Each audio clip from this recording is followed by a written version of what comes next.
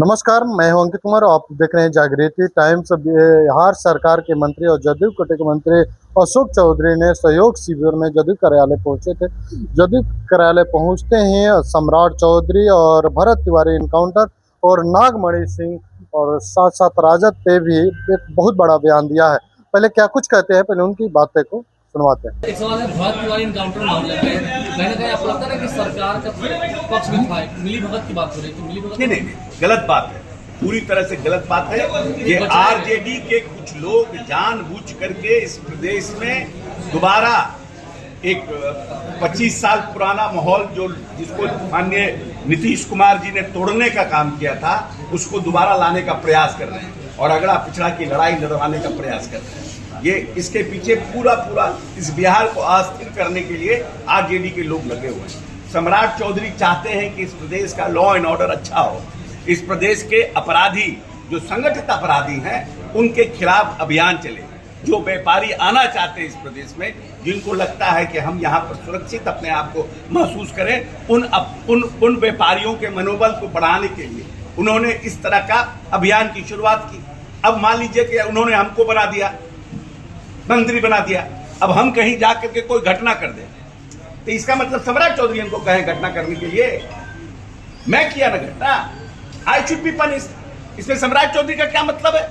कोई पुलिस पदाधिकारी या पुलिस का जवान ने किसी जाकर के वहां पर कोई घटना किया, वहां पर जाकर के आरा में, और उसके बाद उसका एनकाउंटर किया तिवारी का, तो उसमें सम्राट चौधरी कैसे इन्वॉल्व है?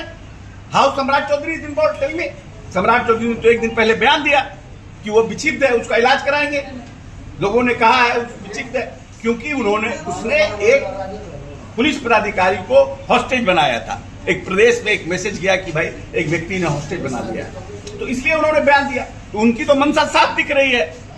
मरवाया गया, आजरी लोग तो कह रहे कि मरवाया गया है। नहीं, अब उसमें किसी हत्या है।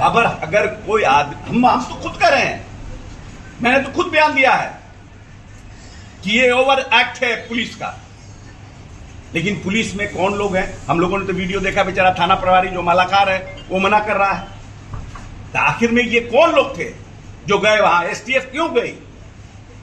ये सब तो जांच का विषय है ना। जो सम्राट चौधरी को बदनाम कर रहे हैं, सम्राट का आदेश दे दिया है, लेकिन अरे यार, एक आदमी को प्रश्न का जवाब देने दीजिएगा तब ना बोलिएगा।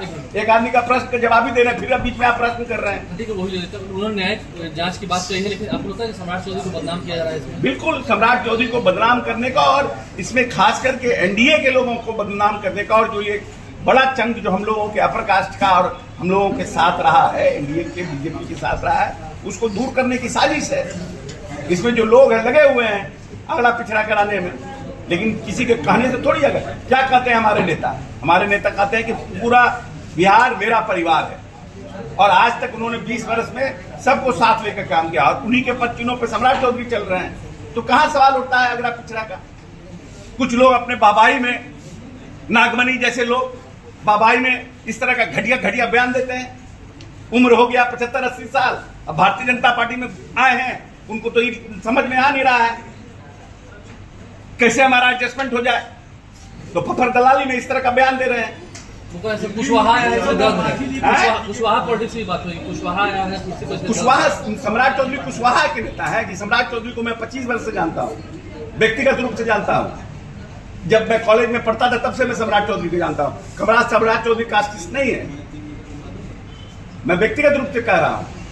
न जात पात है न कुछ है, सबसे बड़ा दोस्त पसंद यारबाज लोग हैं, सबके लिए खड़े रहने वाले लोग हैं, और ऐसे बदनाम कर रहे हैं उनको। आपको चाहिए कुछ राजनीति में तो आप कुछ बयान दे दीजिए, अब उसको सम्राट को कॉर्नर कर दीजिए।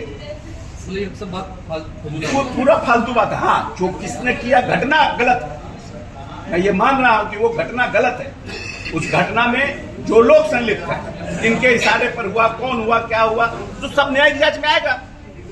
अपने साफ तौर पर कहा उन्होंने, सीधा कहा कि बहुजनों का हितैषी राजद नहीं है, और सम्राट चौधरी के समर्थन में उतरे। उन्होंने कहा कि सम्राट चौधरी तो काम कर रहे हैं, जीरो टॉलरेंस की नीति पे काम कर रहे हैं, इसमें सम्राट चौधरी का दोष कहाँ है? जो पुलिस के लोग वहां गए थे और किनके कहने पे एनकाउंटर किए थे उनकी दोष है पुलिसकर्मी को। और नागमणि के बयान पे भी उन्होंने कहा कि नागमणि कुशवाहा को ये नहीं पता है कि वो बीजेपी में है और किस तरह की उलूल जुलूल बातें करें। लेकिन उनकी बातों को आप किस तरह से देखते हैं, कमेंट करके बताइएगा। बहुत बहुत धन्यवाद।